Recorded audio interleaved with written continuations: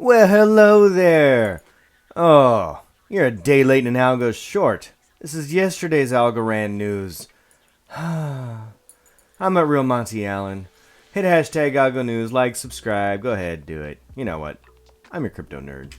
All right, folks, let's get into it. We've got Algo News today. We've got Sophia the robot is now pushing out NFTs on Algorand, which just seems like a really cool novelty, right? Like, I thought, oh, this is some kind of like PR stunt. This is cool. Like, I don't know how we got Sophia the robot to do this, but if you haven't seen Sophia, occasionally she makes the rounds to like talk shows. You see her on like, public television shows, news documentaries. And, recently I saw like this AI having a conversation with that like Sony robot AI, thing that they're doing. And there's like, they trot out Sophia to do these kind of like, kind of PR stunts. And then I realized like, wow, when you dive into it, this PR stunt was $5 million. What? So I guess US dollars 644,000. So this was $644,000 that Borderless Capital bid US dollars on some artworks from Sophia. Now, it's kind of cool that Sophia's doing these things, but man, that is one expensive NFT. So that's a $644,000 NFT, essentially, bought through Sotheby's. Now, I don't know if that's the most expensive NFT, but it's pretty darn expensive. And really, I don't know if that's so much a PR stunt for Sophia or if it's more of a PR stunt for Borderless Capital, for Algorand. But it is getting some more attention than the normal crypto community, right? Because now you also have all the science geeks who are following Sophia, and you have all the art geeks who are following, Sotheby's. So we have expanded our reach thanks to Borderless Capital's expenditure of 644,000 USD. And so, David Garcia, thank you. I think he put in this quote here. We're honored to welcome Sophia to the Borderless Capital team and to the Algorand ecosystem as a first-class citizen. So, welcome, Sophia. I can't wait to go see your NFT digital paintings that are going to start shooting out once per year. So we'll go check them out. All right. Speaking of NFTs, Fast Company. So we're getting some mainstream publications here. So Sophia, mainstream. Fast Company, mainstream. This is an article about why innovative brands are looking to NFTs to engage with customers. So again, NFTs are making the mainstream. And when we scroll down here, we look at the NFTs, and what they're talking about here is the fact that institutions should start utilizing NFTs for their products, for provenance or for digital versions of their products, so that they can start engaging with that market and start expanding there. Now we've got a quote here from I think his name is David Markley. So if you are a brand and you're only engaging with your target demographic through digital 1.0, means like Facebook or Instagram, you're missing out on a huge opportunity, says David Markley, Director of Business Solutions at the blockchain platform Algorand. Markley's company is building an NFT development platform with the digital agency department that will streamline the launching of NFT platforms. So let me say that again.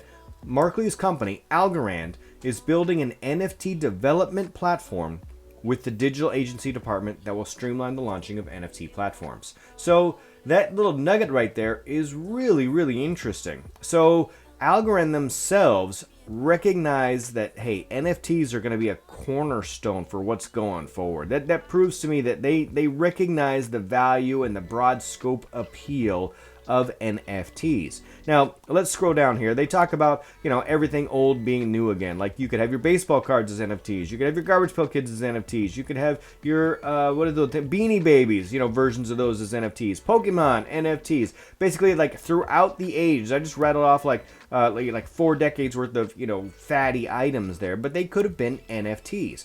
They also talk about NFL tickets or memorabilia being NFTs. Then we get a quote from Ted Kraus, Managing Director and Head of Ventures for Nax Group. So if Nax Group sounds familiar, it's because it should be. But basically, he's talking about how brands need to take into account for this. NFTs are going to provide another way to increase monetization for an existing asset, whatever it is. Whatever it is, whatever your digital product or service is, you can incorporate an NFT. If a brand's commercialization strategy has attractive incentives from customers involving an NFT or holding an NFT, then NFTs can absolutely move the needle for both private companies and large public companies. I apologize. So when we go look about Nax, now Nax announces groundbreaking partnership to accelerate the growth of decentralized applications on Algorand. So this is the Nax Skybridge connection, which brings in Scaramucci, right? So now it makes sense. Okay, who is Nax? Nax is not just some random company. Nax has already been announced as a partnership and having connections with Skybridge and Algorand. If we go look at Nax, they've been working behind the scenes to produce these NFTs for mainstream companies for some time. In fact, they've put out are working on an NFT marketplace for Spin. Spin magazine has some covers that are on the way that are their iconic, magazine covers that they want to turn into NFTs. And I have no doubt that the majority of these NFTs are going to be created on Algorand. Where are they going to be listed? How is Nax going to get those out to us? I don't know. We'll see. But I think it's very interesting that more of these are coming forward, more mainstream, a documentation like that's coming forward. So I also, yesterday, this interview with Sean Ford came out, and I hadn't watched it yesterday. I did watch it today. He didn't drop any really golden nuggets in there. It's all positive, forward-thinking stuff. He did drop a few nuggets in there, but stuff we didn't really know. I guess like CBDCs, how expansive, how the group is that they are speaking with.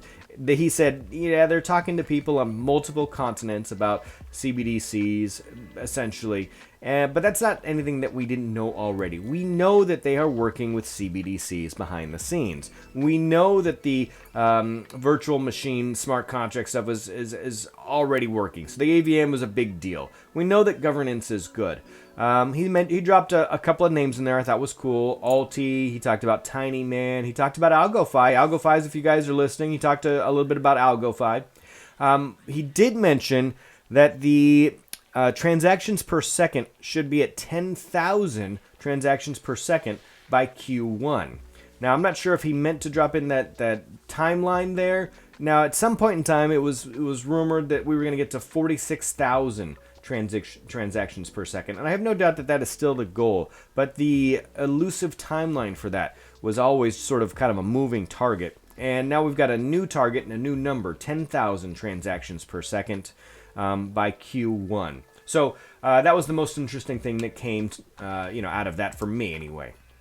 All right, your daily YLDY update. I don't know why this became a daily thing here, but I just find it fascinating that the APYs on this yield farming continue to move around. Sometimes we get some boosts. Smile to Smile is at 313% right now. Opulus is at 40%. Everybody's over 40% except for YLDY to Opulus. I haven't seen the YLDY to YLDY over to 40% in quite some time. And I think it's because, I think we've got some distribution here between where everybody's placing their YLDY. So in any case, I think it's kind of a cool thing that we've got a yield farm that, now I've got like 4th generation. I started with Algorand.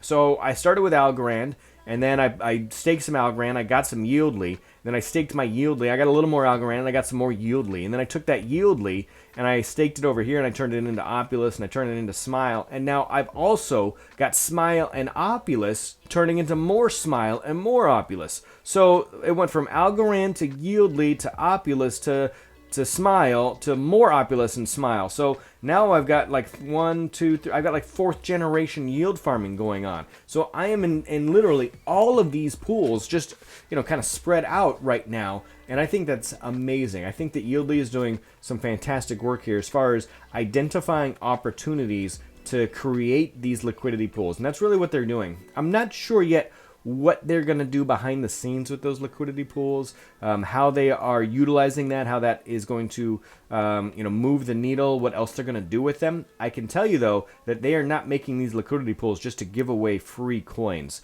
I mean, it's cool. It's a nice launch pad. It like helps those tokens get up and running, but there must be monetization in there somewhere. And I think that eventually we're going to get to a point where the YLDY token has some more use cases, and I'm excited to see what those are. Go check out their roadmap because they got some really cool things that haven't happened yet. So there you go. I also want to thank Mike Jones yesterday. So Mike Jones went to the website, the KryptoNurd.com website. He went to the job posting section here. And if you haven't checked this out, please go do it. We are slowly but surely trying to integrate this where if you want to get a job in the Algorand community, I want you to go ahead and submit your resume, upload it. There's probably some legal things in there like, I should probably do if I'm collecting personal information. But really, I just want to be the middleman. I'm just going to post your information out there, try and connect you with an employer. If you are an employer, you can go down here and find an open position, list it here. You'll take over one of these spots here, and I will help connect you. So we're like our own, Craigslist kind of a job posting board. Anyway, he found an error in here. Let's see if I can get it to trigger the error again. No, I can't. I think I already fixed it. So it used to say in this category here that if you didn't fill it out, there it goes. It says enter valid phone number. And now if you refresh, it should be corrected here. So if we do that, yep, no longer says valid phone number needed. So we fixed that. If you find any other typos or anything that's out in there in the crypto verse, please visit the website, give us some feedback. We've got more information coming. We should have a lot of information by the end of this week, as a matter of fact. Substantive information that you'll want to see. Last but not least, I want to leave you with the mystery that is Kin Foundation. The last message, October 14th. Last cryptic message. Ooh, I don't know what's going on with the Kin Foundation, but we'll just keep following them, and I don't know. I know it has something to do with NFTs, so I don't know. NFTs again. Message of the day, I guess. All right, KryptoNurd out. Have a great day, everyone.